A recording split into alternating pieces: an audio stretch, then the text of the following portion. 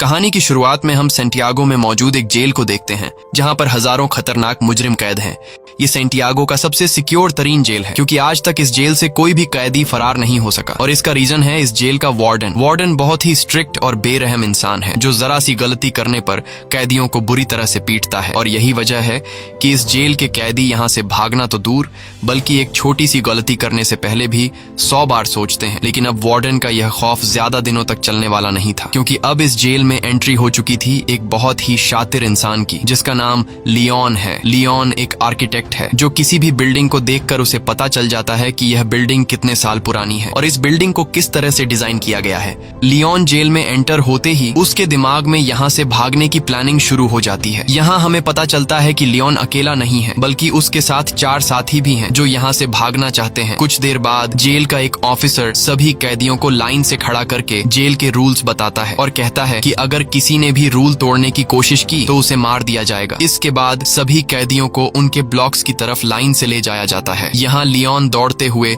Cell number 50 को पकड़ने की कोशिश करता है क्योंकि उसने पता लगा लिया होता है कि यहाँ से भागने के लिए सेल नंबर 50 सबसे परफेक्ट जगह है। लेकिन जब वो सेल नंबर 50 का दरवाजा खोलता है तो सेल नंबर 50 पर पहले एक आदमी ने कब्जा कर लिया होता है। यह देखकर लियोन काफी उदास हो जाता है और न चाहते हुए वो सेल नंबर 50 के बगल वाले सेल में चला जाता है। वहीं हम देखते हैं कि लियोन के बाकी 4 साथियों ने उन्हीं सेल्स में डेरा जमा दिया है जो उन्हें प्लान के मुताबिक कब्जा करना था। कुछ देर बाद लियोन के साथी लियोन के सेल में आ जाते हैं। यहाँ राफेल लियोन से कहता है कि तुम्हें सेल नंबर 50 में जाना था पर यह तो सेल नंबर 51 है। तब लियोन कहता है कि तुम्हारे लिए आसान था क्योंकि तुम्हारा सेल नीचे ग्राउंड फ्लोर पर था इसलिए तुम लोगों ने आसानी से अपने सेल पर कब्जा कर लिया। लेकिन मेरा सेल फर्स्ट फ्लोर पर है जिस वजह से मैं अपने सेल पर कब्जा नहीं कर पाया। यहाँ इनका साथी जर्मन कहता है तो अब हम लोग क्या करेंगे। तब राफेल कहता है कि करना क्या है, कल से हम यहाँ से भागने की प्लानिंग स्टार्ट करेंगे। कुछ देर बाद हम देखते हैं कि यहाँ पर एक कैदी गिटार लेकर आता है और ये गिटार वाला आदमी भी लियोन का साथी है। इस जेल में कैदियों को जो काम आता था उन्हें वो काम करने की इजाजत थी ताकि कैदियों का टाइम पास होता रहे, जैसे गिटार बजाना, खाना पकाना और फर्नीचर का सामान बनाना। अगले दिन हम देखते हैं कि लियोन यहाँ से भागने की प्लानिंग पर लग जाता है। वो जेल के हर एक जगह को काफी गौर से देख रहा होता है लेकिन जब उसकी नजर चारों तरफ गार्ड्स पर पड़ती है तब उसे इस बात का अंदाजा हो जाता है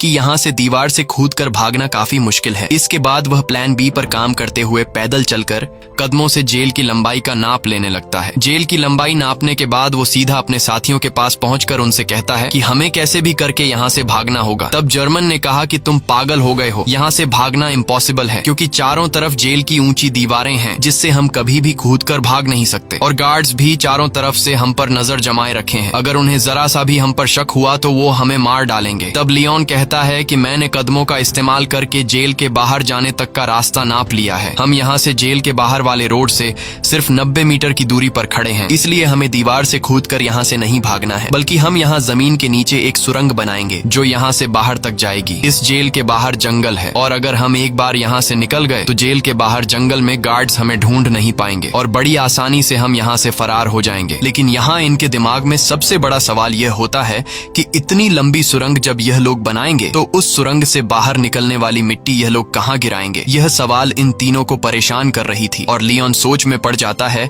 कि सुरंग से निकलने वाले मिट्टी को आखिर कहाँ फेंका जाए। अब जब यह तीनों सुरंग से निकलने वाली मिट्टी को छुपाने के बारे में प्लान बना रहे होते हैं तभी एक कैदी की नजर इन पर पड़ती है जिसका नाम बिगोट है। बिगोट एक धोखेबाज इंसान है जो इस जेल के वार्डन के साथ मिला हुआ है और जब भी वो किसी कैदी को जेल से भागने या फिर कोई रूल तोड़ते हुए देखता है तब बिगोट चुपके से सीधा जाकर गार्ड्स को शिकायत लगा देता है और अब वो पिछले काफी टाइम से लियोन और उसके 2 साथियों पर नजर रख रहा होता है। इन तीनों को काफी टाइम से एक साथ बात करते हुए देखकर बिगोट को इन पर शक हो जाता है इसलिए वो सीधा आकर राफेल से मिलता है, राफेल और कहता है कि मैंने पिछले कई दिनों से तुम तीनों पर नजर रखी है और मुझे पता है कि तुम तीनों यहाँ से भागने का प्लान बना रहे हो इसलिए मैं भी तुम्हारे साथ यहाँ से भागने के प्लान में शामिल होना चाहता हूँ। यहाँ बिगोट के चेहरे को देखकर राफेल को कुछ गड़बड़ नजर आता है इसलिए राफेल बिगोट से कहता है कि ऐसी कोई बात नहीं, हम तीनों तो बस बातचीत कर रहे थे और हमारा यहाँ से भागने का कोई भी प्लान नहीं है। अगले दिन लियोन, जर्मन और राफेल तीनों नीचे वाली सेल में आए। राफेल एक तरफ के दीवार को देखकर कहा कि हम इसी दीवार को खोदकर सुरंग बनाएंगे लेकिन मसला यह था कि अगर खुदाई का काम शुरू कर दिया गया तो सुरंग को खुला नहीं छोड़ सकते क्योंकि हर शाम गार्ड्स हर एक सेल की चेकिंग करने आते हैं और अगर गार्ड्स ने सुरंग देख लिया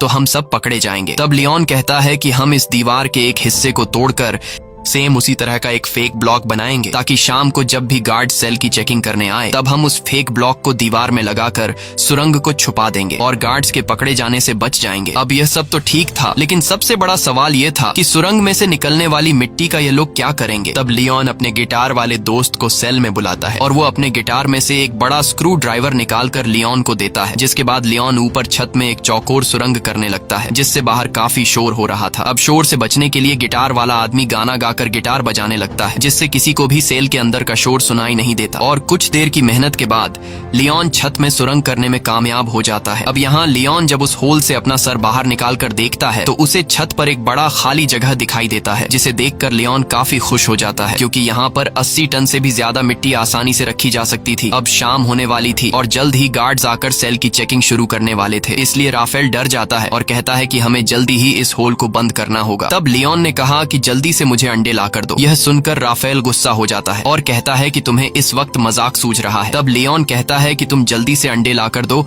और फिर मेरा कमाल देखो। यह सुनकर राफेल अंडे लेने जाता है और लियोन जर्मन के साथ मिलकर छत के गिरे हुए मलबे को और तोड़ते हैं और उसका मिट्टी बना लेते हैं। कुछ देर बाद राफेल जल्दी से अंडे लेकर आ जाता है। तब लियोन उस मलबे से बनाई गई मिट्टी को एक बाल्टी में डाल देता है, साथ ही वो उस बाल्टी में चूना भी डालता है और फिर उसके अंदर अंडे मिक्स कर देता है। वही इनका साथी जो बाहर गिटार बजा रहा होता है वह अपने गिटार में एक अलग धुन बजाना शुरू कर देता है जो खतरे की एक वार्निंग होती है, यानी कि सिक्योरिटी गार्ड सेल्स की चेकिंग लेने के लिए आ रहे हैं। तब सेल के अंदर मौजूद लोग भी उस खतरे की घंटी को सुन लेते हैं और समझ जाते हैं कि गार्ड्स आ रहे हैं, इसलिए यह सभी लोग और भी जल्दी से काम करने लगते हैं और यह लोग उस मलबे को आटे की तरह गूंद कर उसका एक ब्लॉक बनाते हैं, जिसके बाद यह लोग उस ब्लॉक को ऊपर होल में फिट कर देते हैं और नीचे से उस जगह पर एक पोस्टर लगा देते हैं। कुछ देर बाद गार्ड्स उनके सेल के अंदर आ जाते हैं और वो गार्ड्स लियोन और उसके दोस्तों को उनकी सेल से बाहर निकालते हैं। गार्ड्स उनके सेल की अच्छी तरह से चेकिंग लेते हैं लेकिन अंदर उन्हें कुछ भी नहीं मिलता। तब एक गार्ड को ऊपर छत पर लगा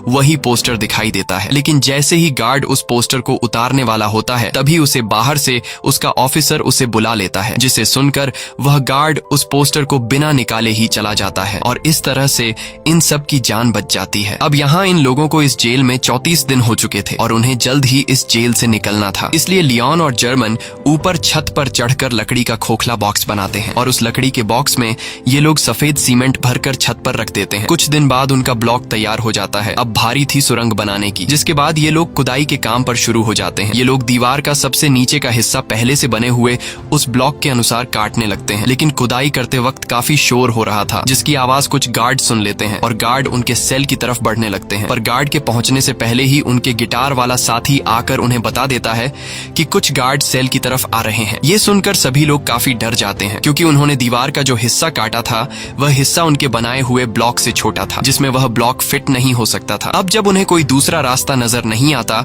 तब ये लोग जल्दी से टूटी हुई दीवार के मलबे को इकट्ठा करते हैं और जिस जगह ये लोग सुरंग बना रहे थे वहां ये लोग काफी बारीकी से सामान रखकर उस जगह को छुपाते हैं और अपने अपने काम में लग जाते हैं ताकि गार्ड को उन पर शक न हो। कुछ देर बाद एक गार्ड उनके सेल के अंदर आता है और वह गार्ड इनके सेल के चारों तरफ नजर घुमाकर चेक करता है कि कहीं ये लोग यहाँ से भागने की प्लानिंग तो नहीं कर रहे, पर उसे कुछ भी गड़बड़ नहीं नजर आता, इसलिए वह गार्ड वहां से चला जाता है। गार्ड के जाते ही ये लोग रेडियो का आवाज तेज कर लेते हैं और फिर से खुदाई के काम पर लग जाते हैं। कई घंटों की मेहनत के बाद फाइनली ये लोग ब्लॉक के शेप का एक परफेक्ट हिस्सा काट लेते हैं और सफेद सीमेंट के उस ब्लॉक को वहां पर फिक्स कर देते हैं। अब यहाँ खुदाई से निकले हुए मलबे को ये लोग एक बैग में भर लेते हैं और उस बैग को ऊपर वाले सेल में ले जाते हैं जहाँ उन्होंने पहले से सेल की छत को तोड़कर होल बनाया था और उस होल को उन्होंने अंडे और मलबे को मिक्स करके एक छोटा सा ब्लॉक बनाकर छुपा दिया था। ये लोग उस ब्लॉक को निकाल कर उसके ऊपर जो खाली जगह होती है वहां पर ये लोग मिट्टी जमा करना शुरू कर देते हैं। छत पर मिट्टी रखने के बाद ये लोग छत वाले ब्लॉक को वापस लगाकर उसे व्हाइट सीमेंट से कवर कर देते हैं और उसे वापस से फोटो से ढक देते हैं। इसी तरह रोजाना वह गिटार वाला उनका साथी गिटार बजाकर लोगों का ध्यान भटकाता है, साथ ही वह पुलिस पर भी नजर रखता है और लियोन, राफेल और जर्मन नीचे वाली सेल में सुरंग को खोदते हैं और जो मिट्टी सुरंग से निकलती है ये लोग उस मिट्टी को अलग अलग बैग में निकालकर अलग अलग तरीके से ऊपर वाली सेल की छत पर जमा करने लगते हैं। इस तरह से ये लोग पूरे दिन का एक रूटीन बना देते हैं और कई दिनों तक उनकी खुदाई का काम बड़ी चालाकी से चलता रहता है। लेकिन एक कैदी जिसका नाम ऑस्कर है, उसे इन लोगों पर शक हो जाता है क्योंकि वह पिछले कई दिनों से इन लोगों को नोट कर रहा था। वह देखता है कि ये लोग हर रोज एक ही पैटर्न को फॉलो करते हुए नीचे के सेल से ऊपर वाले सेल पर जाते हैं। साथ ही ये लोग हमेशा हाथ में बैग या फिर बाल्टी लेकर ऊपर जाते हैं। ये सब देखकर ऑस्कर को उन पर शक हो जाता है, लेकिन वह किसी से भी कुछ नहीं कहता, बस चुपचाप उन पर नजर रखता है। अब यहाँ इन लोगों को इस जेल में 70 दिन बीत चुके थे और लियोन जब सुरंग को नापता है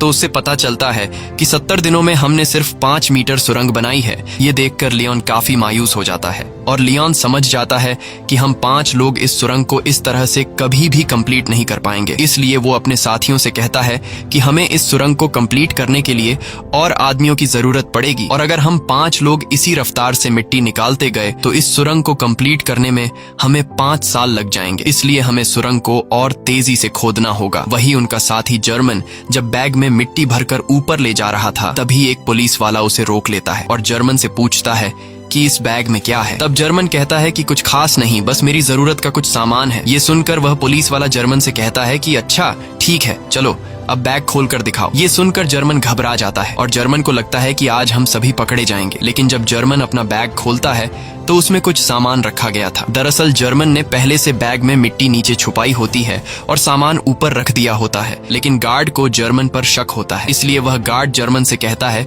कि मेरे पीछे चेकिंग रूम में आओ। तब जर्मन बड़ी चालाकी से नीचे बैठा अपने साथी लियोन के साथ उसी तरह का सेम एक दूसरा बैग बदलकर गार्ड के पीछे चेकिंग रूम में चला जाता है। चेकिंग रूम में जब वह गार्ड जर्मन के बैग को अच्छी तरह से चेक करता है तो उसके अंदर सामान के अलावा कुछ भी नहीं मिलता, जिसके बाद वह गार्ड जर्मन को जाने देता है। अब इन सभी कैदियों को जेल में 86 दिन बीत चुके थे और अब ये लोग और ज्यादा दिन यहाँ नहीं रहना चाहते थे। इसलिए लियोन और उसके साथी जल्दी से सुरंग के काम को बढ़ाने के लिए ऊपर वाले फ्लोर के कुछ कैदियों को अपने साथ मिला लेते हैं। यहाँ लियोन उन नए कैदियों को दीवार से ब्लॉक हटाकर सुरंग भी बताता है। ये देखकर वो कैदी फौरन इनके साथ मिलकर काम करने को मान जाते हैं, क्योंकि वो सोचते हैं कि अगर 5 लोग मिलकर 7 मीटर लंबा सुरंग खोद सकते हैं तो हम सब एक साथ मिलकर जल्द ही इस सुरंग को पूरा कर लेंगे। और साथ ही इन नए आने वाले कैदियों में कुछ कैदी ऐसे भी थे जिन्हें फांसी होने वाली थी, इसलिए वो लोग तो पहले से यहाँ से भागने का चांस ढूंढ रहे थे। अब लियोन जब समझ जाता है कि सभी कैदी सुरंग के लिए तैयार हो चुके हैं, तब लियोन उन्हें अपना प्लानिंग बताते हुए कहता है कि हम डेली 1 घंटे की शिफ्ट में काम करेंगे। 2 लोग खुदाई का काम करेंगे,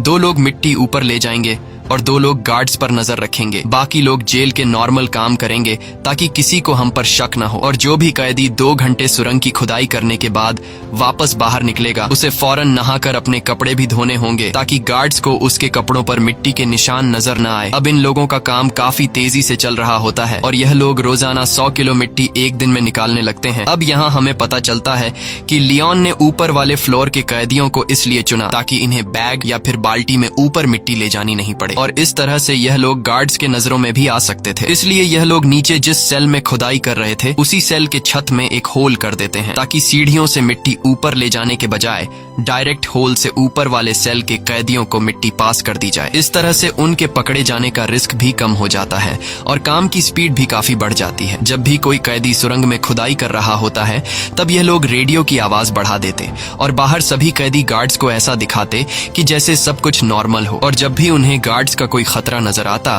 तब यह लोग उस सेल के दरवाजे पर नॉक करके खतरे की घंटी बजा देते, जिससे अंदर खुदाई के काम पर लगे कैदी सेल में सारा सामान पहले की तरह करके अपने अपने काम पर लग जाते। इस तरह से यहाँ से भागने के प्लानिंग में शामिल हर एक कैदी रूटीन के मुताबिक अपना अपना काम करते हैं और हर शाम को यह लोग इकट्ठा होकर आगे की प्लानिंग बनाने लगते हैं ताकि गार्ड्स को किसी पर भी शक न हो और सब कुछ परफेक्ट तरीके से चलता रहे। लेकिन शाम को जब यह लोग फुटबॉल खेल रहे होते हैं तब एक कैदी जिसका नाम ऑस्कर है वो राफेल के पास आता है और राफेल को बताता है कि मुझे पता है कि तुम लोग सुरंग खोदने की कोशिश कर रहे हो, इसलिए मैं भी तुम्हारी टीम में शामिल होकर तुम्हारा साथ देना चाहता हूं। तब राफेल ऑस्कर को लियोन के पास ले जाता है और लियोन ऑस्कर को भी अपनी टीम में शामिल कर देता है। यहाँ लियोन अपने 2 साथी जर्मन और राफेल से कहता है कि जिस हिसाब से काम चल रहा है मुझे पूरा यकीन है कि हम जल्द ही इस सुरंग को कंप्लीट कर देंगे। और जल्द ही यहाँ से बाहर निकल जाएंगे। लेकिन बाहर निकलने के बाद भी हम लोग पकड़े जा सकते हैं, क्योंकि हम 4-5 नहीं बल्कि पूरे 40 लोग हैं। और अगर बाहर निकलने के बाद भागते हुए हमें पुलिस ने देख लिया तो पुलिस हमारे पीछे गाड़ी लगाकर हमें पकड़ लेगी। इसलिए हमें यहाँ से बाहर निकालने के लिए बाहर के एक बंदे की जरूरत होगी, जो हमारा यहाँ से बाहर निकलते ही हमारे लिए एक बस तैयार रखे। अब यहाँ ये लोग सोच में पड़ जाते हैं कि बाहर से हमारी कौन मदद कर सकता है। तब लियोन कहता है, राफेल, तुम्हारी वाइफ पॉलिना हमारी बाहर से मदद कर सकती है और हम लोग उस पर विश्वास भी कर सकते हैं, इसलिए तुम्हें अपनी वाइफ से मदद मांगनी होगी। अब यहाँ रहते हुए सभी कैदियों को 182 दिन बीत जाते हैं और आज सभी कैदियों से उनके घर वाले मिलने आए होते हैं। यहाँ पर राफेल की वाइफ भी आई होती है।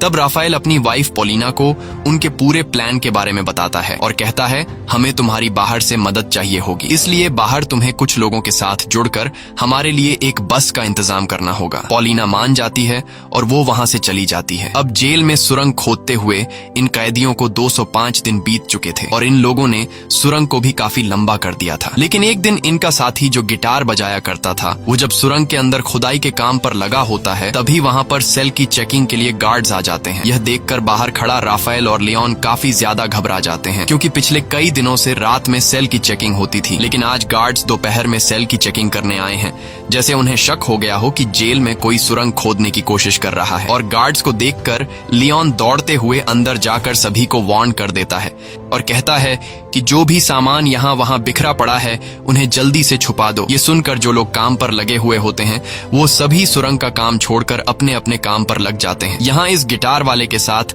जो दूसरा साथी सुरंग में गया होता है वो भी बाहर आने लगता है, लेकिन गिटार वाला अंदर फंस जाता है, क्योंकि वो सुरंग के बिल्कुल एंड में काम कर रहा था। लेकिन जैसे तैसे करके वो भी बाहर निकलने की कोशिश करता है, पर वो जान चुका था कि मेरे निकलने से पहले गार्ड सुरंग तक पहुंच चुके होंगे। अब यहाँ सभी लोग डरे होते हैं और उन्हें लगता है कि आज हम सभी पकड़े जाएंगे। लेकिन यहाँ राफेल समझदारी से काम लेते हुए सभी कैदियों को इकट्ठा करके गार्ड्स के सामने आकर खड़ा हो जाता है और गार्ड्स को आगे बढ़ने से रोक देता है। ये देखकर पुलिस ऑफिसर को गुस्सा आ जाता है और पुलिस कैदियों पर हमला कर देती है। यहाँ कैदी भी पुलिस का मुकाबला करते हैं और पुलिस को रोकने की कोशिश करते हैं, ताकि इनका साथी जो सुरंग में फंसा हुआ है वह बाहर आ सके। वहीं हम देखते हैं कि इनका वह गिटार वाला साथी अब सुरंग से बाहर आ चुका है। वह जल्दी से उस सीमेंट के ब्लॉक को सुरंग में फिट कर देता है और जब वह सेल का दरवाजा खोलकर देखता है तो बाहर कोई भी नहीं होता। दरअसल गार्ड्स पर हमला करने के जुर्म में सभी कैदियों के कपड़े निकालकर बाहर धूप में खड़ा कर दिया गया होता है। कुछ देर बाद वहाँ पर जेल का वार्डन आता है। वार्डन कहता है कि इन सभी को बिना कपड़ों के सूरज के ढलने तक यहीं पर खड़ा रखो और एक दिन के लिए इनका खाना बंद कर दो। दूसरी तरफ राफेल की वाइफ पोलिना एक चर्च में जाकर लियोन के पिता से मिलती है। लियोन के पिता एक पादरी थे। यहाँ लियोन का एक पुराना दोस्त भी आता है। तब राफेल की वाइफ पोलिना लियोन के फादर और उसके दोस्त को लियोन का पूरा प्लान समझा देती है और कहती है कि हमें उन्हें बचाने के लिए एक बस का इंतजाम करना होगा। तब लियोन का दोस्त भी इनकी मदद करने के लिए तैयार हो जाता है और कहता है कि बस का इंतजाम मैं कर लूंगा। वहीं दूसरी तरफ जेल में राफेल से उसकी वकील मिलने आती है। यहाँ जेल का वार्डन राफेल को सिगरेट देने लगता है, पर राफेल सिगरेट लेने से इनकार कर देता है। लेकिन राफेल वार्डन के सिगरेट के डिब्बे को पहचान लेता है कि वार्डन कौन से ब्रांड का सिगरेट पीता है। अब यहाँ इन लोगों को इस जेल में रहते हुए 1 साल से भी ज्यादा टाइम बीत चुका था और इन लोगों ने सुरंग को भी काफी लंबा कर दिया था। दिन रात मेहनत के बाद अब सुरंग भी जल्द कंप्लीट होने वाला था। लेकिन एक दिन सुरंग में इनका एक साथी जब काम कर रहा होता है तभी अचानक वह बेहोश हो जाता है, क्योंकि इतनी गहराई में ऑक्सीजन की कमी होती है। अच्छी बात यह थी कि राफेल उसके पीछे होता है और राफेल जैसे तैसे करके उस आदमी को बाहर निकाल देता है। शाम को ये लोग मीटिंग करते हैं कि अब सुरंग काफी लंबा हो चुका है, जहाँ अंदर ऑक्सीजन ना होने की वजह से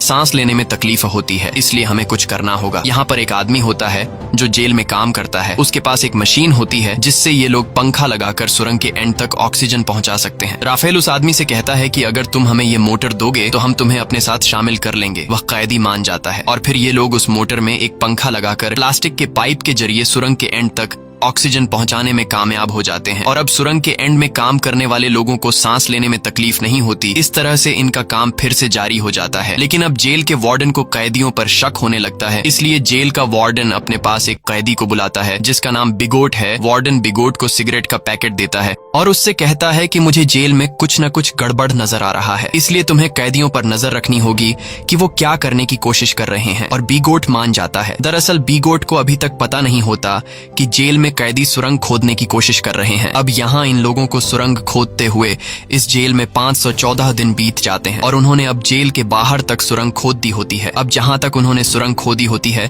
वहां पर राफेल नीचे से एक छोटा सा सुरंग करके ऊपर एक लाल कलर का लिक्विड गिरा देता है ताकि बाहर राफेल की वाइफ और लियोन के साथी को पता चल जाए कि सुरंग यहाँ तक खोदी जा चुकी है। वही बिगोट को राफेल और उसके साथी लियोन पर शक तो होता है, पर उसे पूरा यकीन नहीं होता कि ये लोग सच में सुरंग खोद रहे हैं। इसलिए बिगोट अपने शक को यकीन में बदलने के लिए राफेल के पास आकर उसे कहता है कि अगर तुम लोग यहाँ से भागने की प्लानिंग कर रहे हो तो प्लीज मुझे भी अपने साथ शामिल कर लो। मैं यहाँ थक चुका हूँ, बाहर मेरी वाइफ और मेरी बेटी मेरा इंतजार कर रही है।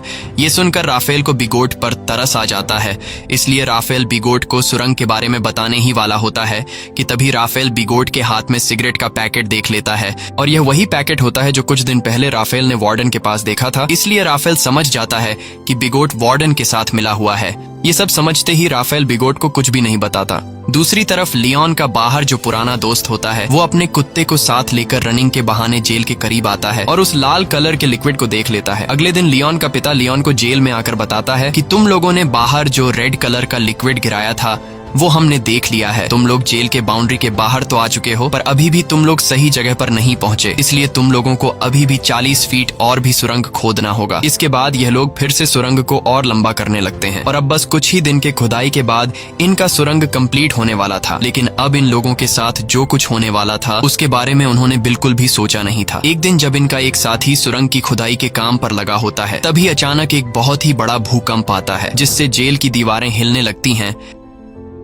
लियोन उस वक्त अपने दोस्तों के साथ बाहर फुटबॉल मैच देख रहा था। भूकंप के झटके महसूस होते ही वो तेजी से सुरंग की तरफ भागा। यहाँ गार्ड सभी कैदियों को जेल से बाहर निकालने लगते हैं ताकि कहीं इन पर जेल की दीवारें न गिर जाएं। और लियोन भी जैसे तैसे करके सुरंग के अंदर फंसे हुए अपने साथी को बाहर निकाल लेता है। अब लियोन ने अपने साथी को तो बचा लिया था, लेकिन अब उसे डर था कि कहीं भूकंप की वजह से अंदर से सुरंग टूट नहीं गया हो। इसलिए लियोन फिर से सुरंग के अंदर जाता है और अंदर जाकर वो देखता है कि सुरंग पूरी तरह से सेफ है। ये देखकर लियोन को सुकून मिल जाता है। अब जब इनके सुरंग का काम पूरा होने वाला होता है तब लियोन जाकर जेल के एक कैदी से मिलता है जो कि व्हील चेयर पर होता है। लियोन उससे कहता है कि हम जल्द ही यहाँ से भागने वाले हैं, इसलिए मैं चाहता हूँ तुम भी हमारे साथ चलो। लेकिन वो व्हील चेयर पर बैठा आदमी कहता है तुम जल्द से जल्द यहाँ से भाग जाओ और मेरी चिंता मत करो, मैं तुम्हारे साथ नहीं आ पाऊंगा। अब फाइनली वो दिन आ गया जिस दिन ये लोग इस जेल से भागने वाले थे और जैसे ही सभी कैदी रात को टीवी देखने में मसरूफ होते हैं तब वो सभी कैदी जो यहाँ से भागने की प्लानिंग में शामिल थे वो सभी एक एक करके उठकर जाने लगते हैं। यहाँ किसी को भी इन पर शक नहीं होता क्योंकि सबका ध्यान टीवी में रोमांटिक फिल्म पर होता है और भागने वाले सभी कैदी सुरंग वाले सेल में आ जाते हैं और यहाँ एक एक करके सभी कैदी सुरंग में उतरने लगते हैं। वहीं बिगॉट जब टीवी देख रहा होता है तब उसका ध्यान पीछे की तरफ जाता है और वो देखता है कि यहाँ से तो कई सारे कैदी जा चुके हैं।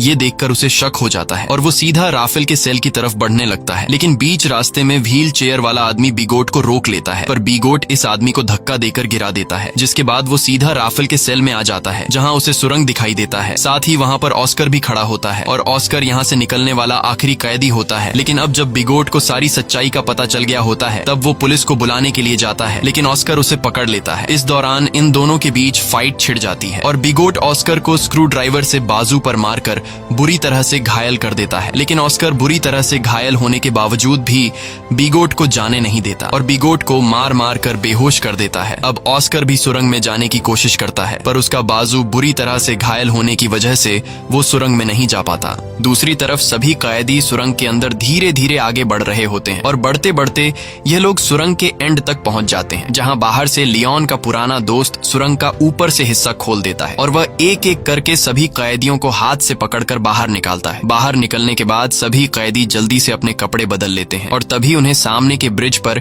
एक बस आते हुए दिखाई देती है, जिसे देखकर ये सभी लोग उस बस की तरफ दौड़ने लगते हैं और सभी बस में बैठ जाते हैं। लेकिन ऑस्कर अभी तक नहीं आया होता, इसलिए सभी कैदी उसका इंतजार कर रहे होते हैं। यहाँ जर्मन कहता है कि मुझे लग रहा है कि कहीं ऑस्कर किसी मुसीबत में है, इसलिए मैं ऑस्कर की मदद के लिए जा रहा हूँ, जिसके बाद वह ऑस्कर को लेने जाता है। दूसरी तरफ जेल में मूवी खत्म हो गई थी और सभी कैदी अपने अपने सेल में जाने लगते हैं। तब यहाँ वह व्हील चेयर वाला कैदी सभी को आकर बता देता है कि राफेल के सेल में एक सुरंग है जहाँ से तुम लोग भाग सकते हो। ये सुनकर सभी कैदी उस तरफ भागने लगते हैं, जिसे देखकर गार्ड्स को भी इन पर शक हो जाता है और वह गार्ड्स वहाँ पर और भी गार्ड्स को बुला लेते हैं। कुछ देर बाद पूरे जेल में सायरन बजने लगता है, जिसकी आवाज बाहर बस में बैठे कैदी सुन लेते हैं और सभी कैदी समझ जाते हैं कि अब हमारा यहाँ पर ज्यादा देर रुकना ठीक नहीं, इसलिए अब हमें यहाँ से निकलना होगा। और तभी वहाँ पर जर्मन भी आ जाता है। वह सभी को बताता है कि मैं सुरंग के पास गया लेकिन वहाँ पर मुझे ऑस्कर नहीं मिला, जिसके बाद बस वहाँ से जाने लगती है। वहीं हम जेल में ऑस्कर को देखते हैं, जो घायल होने की वजह से जेल से भाग नहीं पाया। अब यहाँ कैदियों के भागने की खबर जेल के वार्डन को दी जाती है। कैदियों के भागने की खबर सुनकर वह काफी गुस्सा हो जाता है। दूसरी तरफ सभी कैदी बस में थे, जहाँ पर पोलिना सभी कैदियों को उनका पर्स दे देती है, जिसमें कुछ पैसे और उनके फेक आईडी थे। और सभी कैदी अलग अलग होकर अपने अपने रास्ते निकल जाते हैं। और इस तरह से सभी कैदी जिन्होंने पिछले कई महीनों से दिन रात मेहनत की थी, वह सभी जेल से आजाद हो जाते हैं। दोस्तों, यह इतिहास की सबसे बड़ी जेल ब्रेक घटना थी, जहां एक ही बार में पूरे 50 लोग जेल से फरार हो गए थे। लेकिन इनका एक साथी ऑस्कर भागने में नाकाम हो गया था। इसी के साथ सच्ची कहानी पर बनाई गई ये फिल्म खत्म हो जाती है। अगर आपको ये वीडियो अच्छी लगी हो तो हमारे चैनल को सब्सक्राइब और वीडियो को लाइक जरूर कीजिएगा।